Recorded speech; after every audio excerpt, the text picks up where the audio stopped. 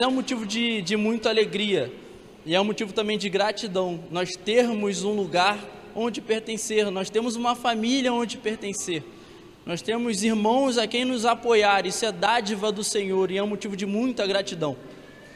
E quando o pastor me incumbiu essa tarefa, essa missão de trazer a mensagem hoje, o Senhor já estava falando ao meu coração a respeito de gratidão.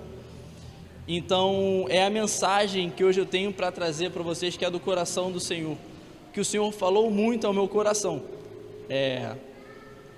Como vocês sabem, né, eu sou novo nesse serviço de levar a mensagem, e aí quando a gente vai levar a mensagem, a gente ora querendo saber do Senhor aquilo que o Senhor quer falar. Então a gente, Deus, o que o Senhor quer falar para a igreja? Eu vou pregar no dia tal, o que o Senhor tem para dizer para aquela igreja? E aí parece que Deus vem e fala para a gente, né? Assim, menino, senta aí que agora eu quero falar com você. E o Senhor falou muito ao meu coração, o Senhor rasgou muito o meu coração. Então essa mensagem primeiro impactou muito a minha vida, e eu creio que hoje vai impactar a vida de vocês. E falar sobre gratidão é falar sobre lembrança, é falar sobre memória, é falar sobre reconhecimento. Gratidão é falar sobre amor.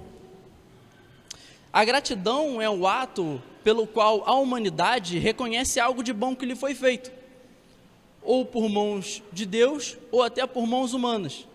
Mas eu gosto sempre de pensar que todo ato e favor que nós recebemos é um ato em favor que recebemos de Deus, mesmo que seja por mãos humanas. Se a gente for pensar em toda a história bíblica, quando a filha de Potifar adota Moisés, ali ela está fazendo um ato humano, é ela que adota, mas é um favor do Senhor.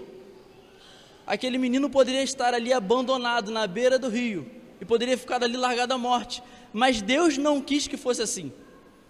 Deus tinha um propósito para a vida dele, e além, Deus tinha um propósito para aquela nação. E se a gente andar mais um pouquinho e pensar sobre José, ele poderia ficar sido largado naquele poço, mas ele é comprado por mercadores. Aquilo também foi um favor de Deus na vida de José. A gente pode pensar, né, quando a gente lê, é algo terrível. José foi vendido por seus irmãos, foi largado naquele poço, foi comprado por mercadores, foi vendido como escravo. Mas ali foi plano do Senhor da vida dele. O Senhor não tinha um poço para ele, o Senhor tinha algo maior. Se a gente também for pensar em Esther, quando ela adentra a presença do rei, e ela não é morta, porque naquela época, quando você entrava na presença do rei, você tinha que ser convidado a entrar, ninguém entrava na presença do rei de qualquer forma, de qualquer jeito, e ela entrou sem ser convidada, e lhe foi poupada a vida. Aquilo ali, acima de tudo, foi um favor de Deus, porque existia um povo lá fora que orava e jejuava por ela, porque Deus tinha também mais um propósito. E quantos propósitos Deus tem, né? Para o povo de Israel, quantos propósitos Deus tem para a nossa vida. Como reagimos a este ato de favor? Nós somos gratos ou somos ingratos? Quando eu penso em ato de favor humano, eu sempre me recordo do seu Mário. O seu Mário, ele é um borracheiro ali de Manilha, da onde eu moro. Ele é um homem muito temente a Deus. Você não tem como você ir lá consertar um pneu e ele não falar de Jesus para você. E há pelo menos uma década atrás, ou mais, ele ligou para o meu pai e pediu que meu pai o socorresse. Ele estava com um problema no telhado da oficina dele, que estava impedindo ele de trabalhar. Ele ligou para o meu pai pedindo que ele fosse lá com uma certa urgência. Meu pai prontamente foi, levou a equipe e resolveu o problema que estava atrapalhando o funcionamento do estabelecimento dele. E ele ficou muito grato por aquilo. Só que a gratidão que ele ficou por aquele atendimento em urgência nos constrange até hoje. Porque até hoje, quando a gente vai lá, eu estive lá ontem, quando a gente vai lá, quando meu pai vai procurando consertar um pneu, fazer qualquer tipo de serviço, e procura pagar o serviço, ele fala assim: não, já está pago. E a gratidão dele é tão grande, que ela transborda sobre a minha vida, que não fui lá, que não tenho nada a ver com isso. Eu vou lá, como eu fui ontem, consertar um pneu, e procuro pagar, ele só fala assim: manda um grande abraço lá para o seu pai. Então, quando eu penso em um ato de gratidão humana, eu aprendo muito com a vida do seu Mário. ele é um homem muito grato, ele não se esquece do que lhe foi feito. Mas em questão ao Senhor, como nós definimos a nossa gratidão ao Senhor? Como nós temos sido gratos a Ele? Vamos abrir as nossas Bíblias em Deuteronômio 6.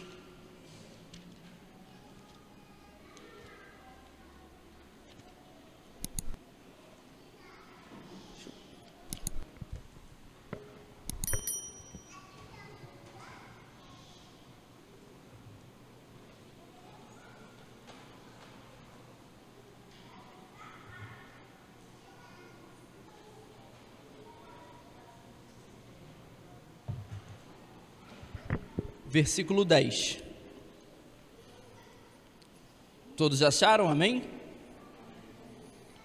Vamos à leitura. Havendo-te, pois, o Senhor teu Deus introduzido-te na terra que sob juramento prometeu aos teus pais, Abraão, Isaque e Jacó, te daria grandes e boas cidades que tu não edificaste, e casas cheias de tudo o que é bom, casas que não encheste, e poços abertos que não abriste, vinhais e olivais que não plantaste. E quando comeres e te fartares, guarda-te, para que não te esqueças o Senhor, que te tirou da terra do Egito, da casa da servidão. Vamos orar, meus irmãos, a respeito dessa mensagem? Pai querido, a Tua palavra está aberta diante de nós, Pai. Eu te peço que o Senhor ministre os nossos corações, Pai, mais uma vez, Pai. Eu te peço que o Senhor abra a nossa mente, o nosso entendimento, para que nós possamos receber aquilo que o Senhor tem para dar para nós, Pai. Que Teu Espírito passeie entre nós e ministre aos nossos corações, Pai. Usa o Teu servo, Deus, em nome de Jesus. Amém. Quando o livro de Deuteronômio ele foi escrito, Israel ele se encontrava na terra de Moabe. Nesse período, Moisés estava buscando instruir o povo ao caminho que o levaria a prosseguir obediente. Antes disso, lá atrás, o povo estava cativo no Egito. Então o povo, ele clama ao Senhor na terra do Egito, e o Senhor atende o seu clamor. O Senhor envia Moisés, o libertador, e o Senhor retira o povo da terra do Egito com mão forte, com prodígios e milagres, castigando a terra do Egito com pragas. O povo é tirado de lá e começa a caminhar no deserto. Só que com pouca caminhada eles enfrentam a primeira dificuldade, o mar. Tem um mar em frente a eles. Então eles viram para Moisés e falam: será que o Senhor nos tirou da terra do Egito porque faltavam sepulcros lá para nos enterrar? Olha como é forte essa afirmação. Mas Deus é misericordioso. Deus abre o mar e aquele povo passa em terra seca e atravessam para o outro lado. Do outro lado eles adoram o Senhor, Miriam entoa seu cântico e eles continuam a sua jornada. Só que um pouquinho só depois, pouco à frente, vem a sede e só tem água amarga para beber. Então eles viram para Moisés em um ato de reclamação mais uma vez e perguntam: o que nós beberemos? O Senhor mais uma vez é misericordioso. Ele transforma aquelas águas amargas em água doce e o povo bebe e se farta e continuam caminhando. Pouco tempo depois vem a fome e o povo se queixa.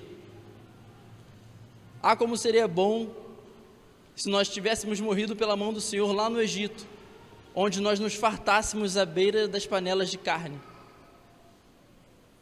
Mais uma vez o Senhor é misericordioso e Ele manda um maná do céu e aquele povo come e se farta. E a história vai seguindo até chegar a Canaã, a terra que emana leite e mel, a terra que Deus tinha prometido àquele povo: eu vou tirar vocês daqui e vou levar vocês para lá, a terra que eu prometi aos seus pais.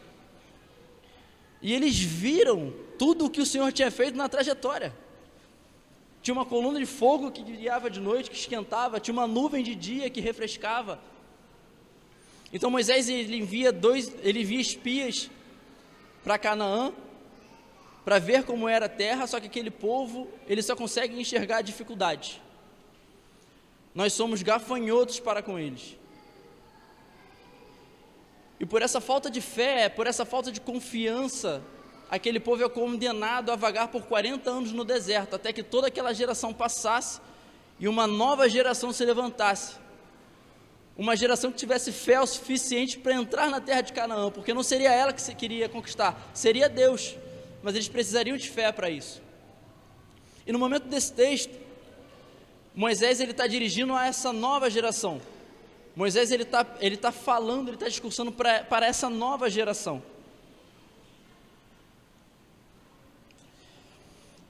E a respeito do que ele está falando, ele já está falando quando eles adentrassem. Ele não está falando assim, ó, vocês vão lá e vocês vão conquistar. Não, ele está falando, ó, quando vocês estiverem lá, quando vocês tiverem recebido tudo o que vocês vão receber, não se esqueça do Senhor seu Deus. À primeira vista, nós podemos fazer um rápido paralelo em que a gratidão, ela está diretamente ligada à memória. Quando esquecemos a respeito do que o Senhor fez e o que Ele prometeu, somos levados a ser ingratos e somos levados a agir como crianças mimadas. Somos seres humanos movidos por sentimentos. Tolo é aquele que acha que é racional, né? Não, a minha razão, ela me conduz, ela me comanda. Na verdade, não é assim. Nós somos movidos por sentimentos. E toda a ação que nós fazemos, por trás tem um sentimento. Pensamentos, eles geram sentimentos. Esses sentimentos geram ações. Então, aquilo que nós pensamos determina aquilo que nós sentimos. E aquilo que nós sentimos determina aquilo que nós vamos fazer. Nós precisamos cuidar do que pensamos e sentimos, pois este é o caminho da gratidão ao Senhor. Mas agora, como nós temos nos sentido perante a vida que o Senhor nos deu? Se nós fizermos um rápido pensamento, buscar na nossa memória, rapidamente nós conseguimos encontrar favores em que nós recebemos do Senhor, em que nós não fizemos esforço algum para receber. Às vezes uma porta de emprego que abre do nada, às vezes é uma cura em que nós estamos orando para um pai, para uma mãe, para um filho, para nós, e ela vem no momento que a gente não estava esperando. Eu me recordo que em janeiro, a gente já está em fevereiro agora, mas em janeiro, há um ano atrás, eu estava conversando com a Gabi, a minha esposa, que nós não poderíamos casar no ano passado, que não tinha orçamento, que não tinha possibilidade. E eu, como homem errante que sou, né, sempre olhando pro orçamento, falei, filha, não vai dar, não tem como a gente fazer isso. E em um ato de murmuração, e em um ato de incredulidade, eu falei para ela, porque ano passado a gente foi em muitos casamentos, e era um casamento mais bonito que o outro. A gente olhava aquilo e a gente falava, caramba, a gente não está conseguindo nem um vestido, que dirá um casamento legal. E eu falei para ela, filha, fica tranquila. E ela falou para mim, nossa, tanto casamento bonito, né? Eu falei para ela, filha, fica tranquila. A gente vai casar, a gente vê um cartório e vai estar tudo bem. Aí eu falei para ela, a gente não vai ter um casamento legal, porque a gente não tem pai rico, eles têm. E ela naquele momento falou uma coisa que rasgou meu coração. Ela falou, eu tenho um pai rico, o meu pai que mora no céu, ele é rico, e ele pode prover todas as coisas. Cara, depois que ela falou aquilo, no outro dia, foi no outro dia, e ela falou isso de noite, no outro dia de manhã, uma menina liga para ela a respeito de um orçamento que ela tinha pedido. Falou, Gabi, tudo bom? Como é que está o casamento? Como é que está a programação? A Gabi falou, não está. Ela falou, olha só, eu estou ligando para você porque Deus me mandou ligar para você, e eu estou te dando toda a sua maquiagem, toda a sua produção para o casamento. E a Gabi foi agradecer a ela falou, não pense que sou eu que estou te dando, foi o Senhor que falou comigo, e Ele disse para você, que você tem um pai que cuida de você. E a partir daquele momento que ela falou isso, todo o contexto do casamento mudou, e as coisas começaram a surgir, as coisas começaram a aparecer, e nós tivemos um casamento. nós realizamos o nosso sonho de casar na igreja. Então,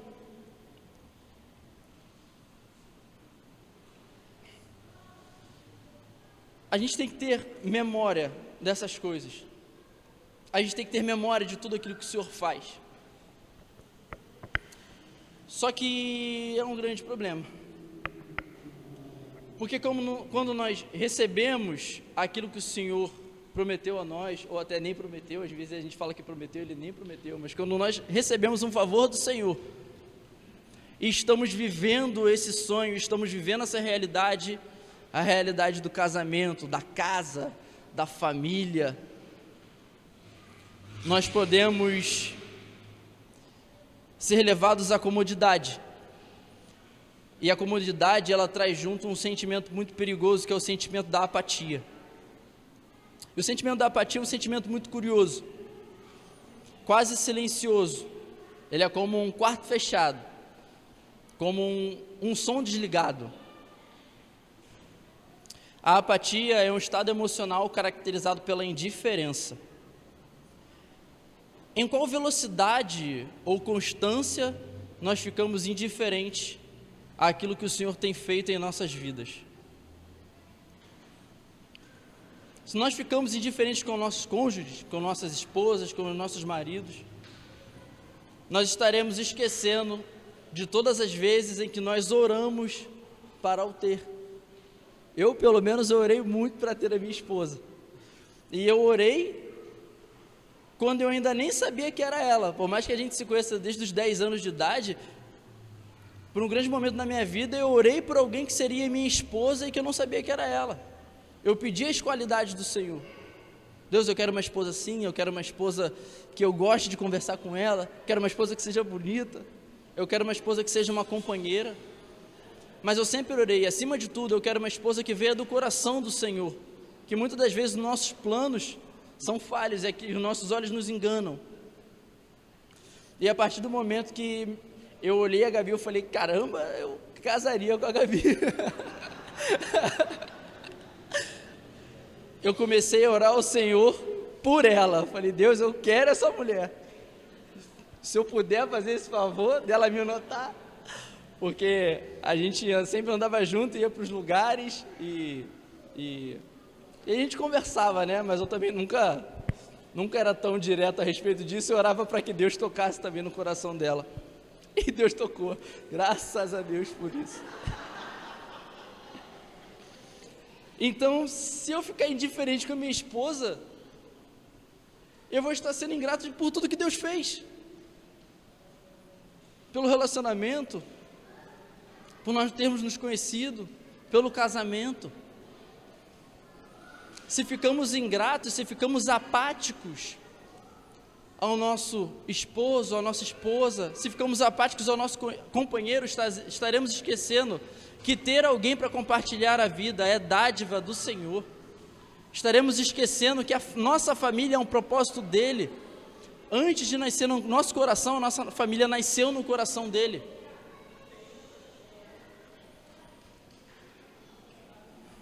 Traga à memória aquilo que te traz alegria, quando tudo estiver indo mal. Nem sempre as coisas vão bem, mas traga à memória. Em relação ao nosso trabalho é a mesma coisa. Se nós ficamos indiferentes ao nosso trabalho, se nós trabalhamos de qualquer forma, fazemos tudo de qualquer jeito, reclamamos, estamos agindo com apatia diante dele, e estamos esquecendo das vezes que nós oramos por ele. Sim, nós oramos pelo nosso trabalho. Eu acredito que todos nós aqui, porque o momento de dificuldade aparece para todos nós. E a gente coloca o nosso joelho no chão e ora para que Deus abra a porta. E depois da porta aberta e o tempo passar e a gente começa a murmurar e a reclamar sobre esse trabalho, estamos sendo ingratos ao Senhor. E eu não estou aqui defendendo que a gente não possa buscar algo melhor, acho que a gente deve buscar um trabalho melhor, se assim desejar, deve buscar uma empresa melhor, que valorize melhor, que remunere melhor, deve buscar uma área melhor, eu não gosto dessa área, eu quero ir para outra. O grande problema é a murmuração. O grande problema é quando reclamamos. contra Deus. E é engraçado que às vezes a gente reclama com amigos, com amigos do trabalho, amigos próximos, em casa, e a gente acha que a gente não está murmurando contra Deus. Só que a gente se esquece que nesse momento, no deserto, o povo não se dirigiu ao Senhor. O povo sempre murmurou contra Deus, se dirigindo a Moisés. E agora, Moisés? E agora, Moisés? E agora, Moisés? E murmuravam, estavam reclamando contra o Senhor, estavam agindo com apatia a respeito de tudo aquilo que Deus tinha feito. Então, se nós somos gratos pelo nosso trabalho, pelo nosso sustento, nós temos que domar primeiramente a nossa língua e tomar cuidado com aquilo que nós falamos a respeito dele, a respeito daquilo que o Senhor nos deu, a respeito daquela porta que o Senhor nos abriu. E se nós ficamos indiferentes com a nossa igreja? Estaremos esquecendo que foi o Senhor que a criou. Foi o Senhor que a criou e foi o Senhor que nos colocou aqui. Nós somos instrumentos do Senhor, nós temos agido como instrumentos do Senhor nesse lugar. Como temos agido? Nós temos usado a nossa boca para proclamar a volta do Senhor Jesus, assim como João Batista fazia no deserto?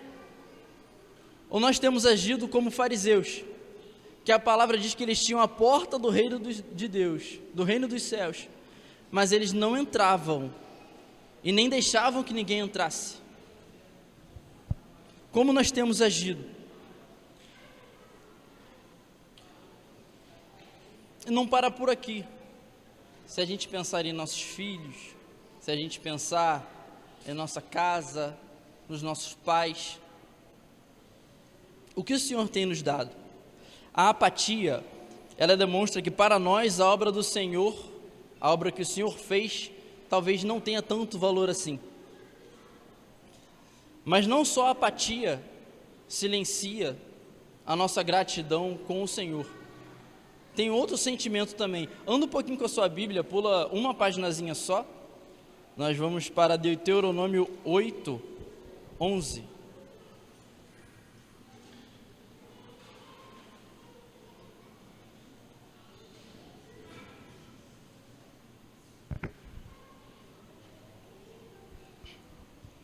Amém? Guarda-te, não te esqueças do Senhor teu Deus, não cumprindo os seus mandamentos, todos os seus juízos e os seus estatutos, que hoje te ordeno, para não suceder que depois de teres comido e estiveres farto, depois de haveres edificado boas casas e morado nelas, depois de se multiplicarem os teus gados e os teus rebanhos, e se aumentar a tua prata e o teu ouro, e ser abundante tudo que tens, se eleve o teu coração e te esqueças do Senhor teu Deus, que te tirou da terra do Egito, da casa da escravidão. Neste texto, Moisés está falando para o mesmo povo, mas ele já está falando para um momento após, o momento em que eles tivessem prosperado na terra que o Senhor os deu.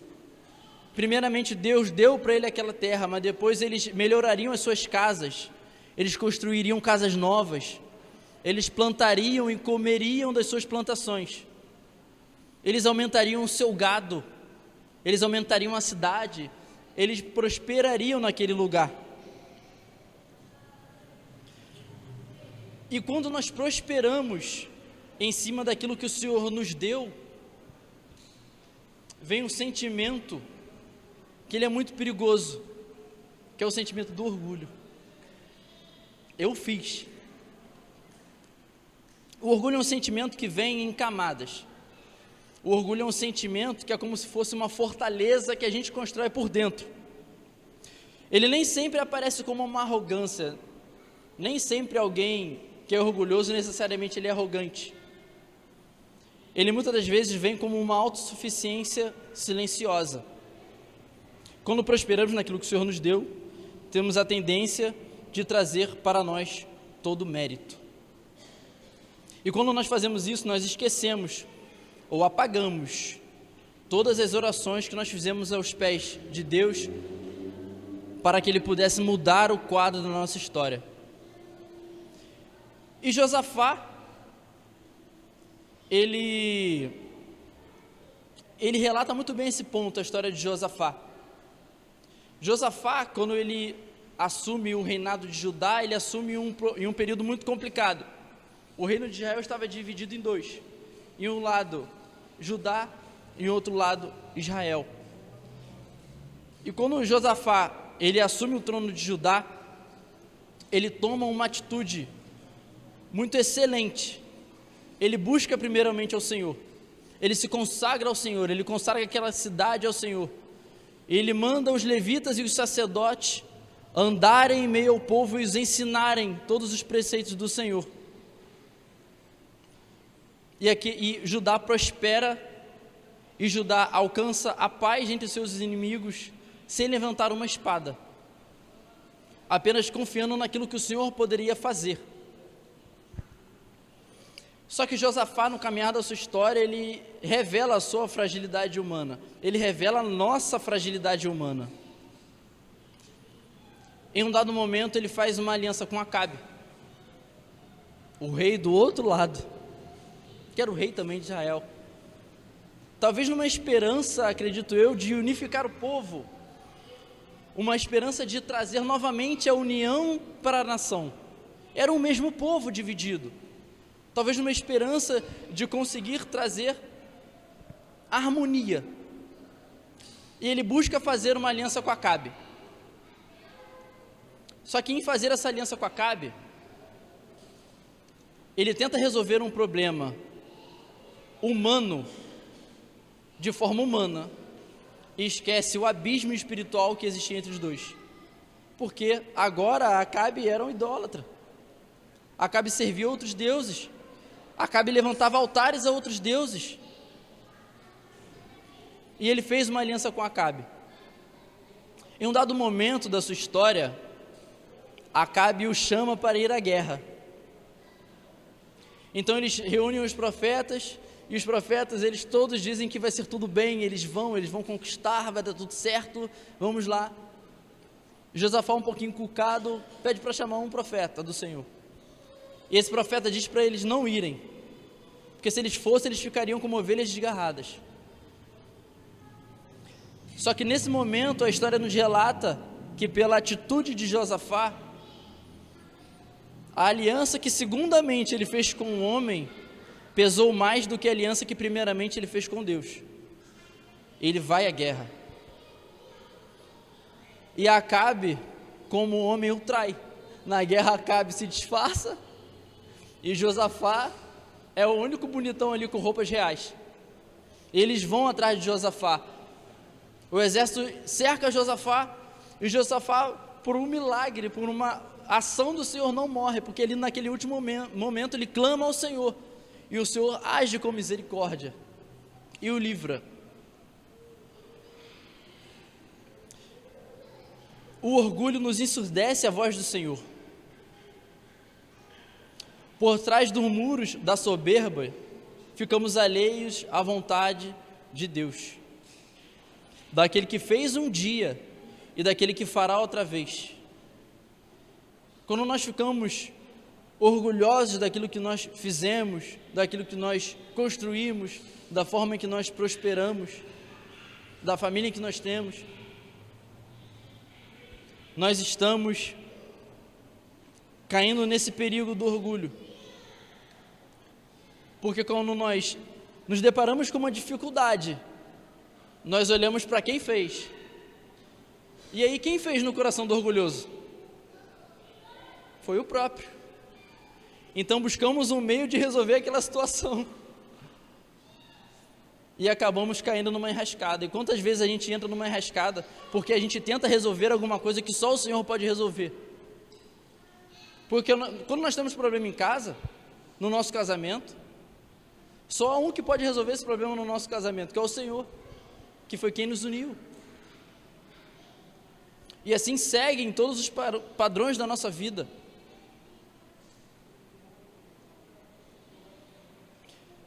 Então, o que define a nossa gratidão perante ao Senhor? O que nós podemos olhar para nós e dizer se nós estamos sendo gratos ou não ao Senhor? Como nós podemos fazer essa avaliação?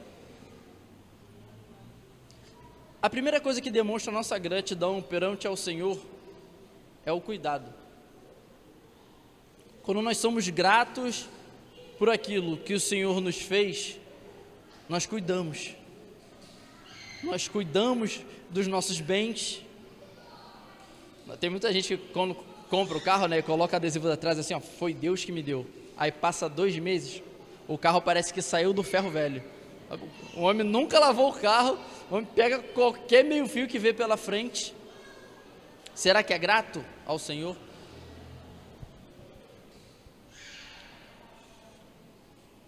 Quando nós somos gratos ao Senhor, nós cuidamos. E nem sempre é algo físico, é algo que a gente pode ver, sabe? Essa semana eu tive uma experiência com a minha esposa, legal poder dizer isso, a minha esposa.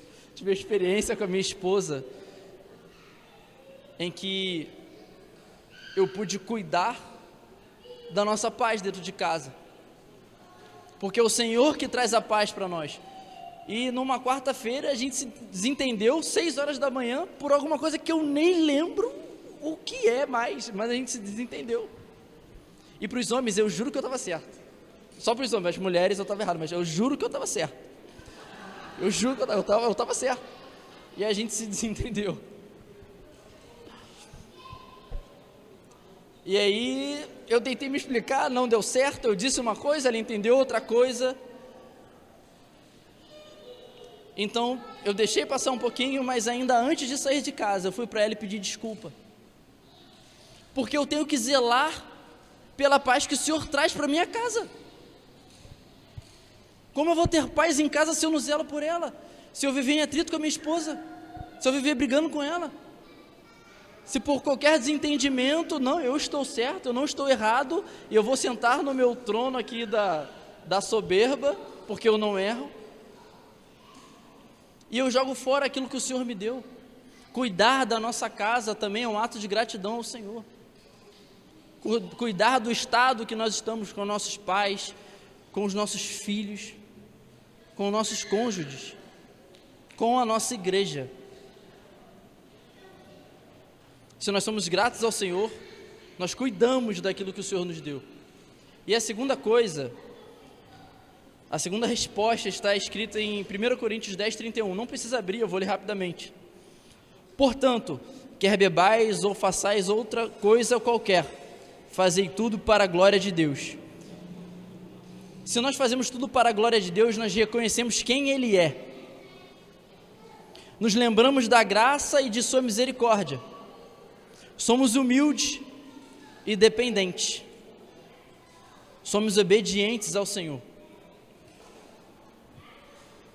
Então, para concluir esse sermão, hoje, lembre-se de quem o Senhor é. E de graças a tudo quanto o Senhor tem feito em sua vida. Não seja guiado por emoções humanas. Seja guiado pela voz do Senhor, porque é ela que nos fará trilhar um caminho em obediência. Amém? Curva a sua cabeça, vamos orar. Querido Deus, muito obrigado, Pai, por esse momento. Deus, muito obrigado por essa palavra em que o Senhor pôs em nossos corações, Pai. Jesus, nós somos gratos ao Senhor, Pai, nós somos gratos por tudo que o Senhor tem feito, Pai. E mesmo se o Senhor não tivesse feito nada por nossas vidas, Pai, enquanto nós estamos aqui, nós somos gratos, Pai, porque o Senhor enviou o seu Filho, Pai, entregue numa cruz, Pai, moído num madeiro, para que nós pudéssemos ter o perdão por nossos pecados e assim nos achegarmos ao Senhor, Pai. Nós primeiramente somos gratos, Pai, porque nós temos acesso a Ti, Pai. Nós somos gratos porque o Senhor enviou o Seu Filho a nós, o Senhor o deu a nós, Pai. E a partir dele nós fomos reconciliados com o Senhor. Pai, eu te peço, Pai, que o Senhor quebrante o nosso coração, Pai. Eu te peço que hoje o Senhor quebre, Pai, a apatia, Pai. Eu peço que hoje o Senhor quebre o nosso orgulho, Pai. Aquilo que nos atrapalha a enxergar quem o Senhor é, aquilo que põe escama em nossos olhos, aquilo que só faz nós enxergarmos o que nós fizemos com as nossas próprias mãos, Pai. Mas nós sabemos que tudo veio da mão do Senhor, porque teu querer e teu efetuar, Deus. Pai, toque em nossos corações, Pai. Toque em nossas vidas, Senhor. Nós queremos andar e ter uma vida em gratidão perante ao Senhor, Pai. Nós somos uma igreja que somos gratas ao Senhor por tudo aquilo que o Senhor tem feito, Pai. E nós somos gratos por tudo aquilo que o Senhor vai fazer, Pai. E por isso nós andaremos em obediência ao Senhor, Pai. Por isso nós reconheceremos o Senhor e recorreremos ao Senhor quando nós tivermos dificuldades em nossas vidas, Deus. Pai, muito obrigado por essa palavra que fala tanto aos nossos corações, Deus. Em nome do teu Filho Jesus, amém.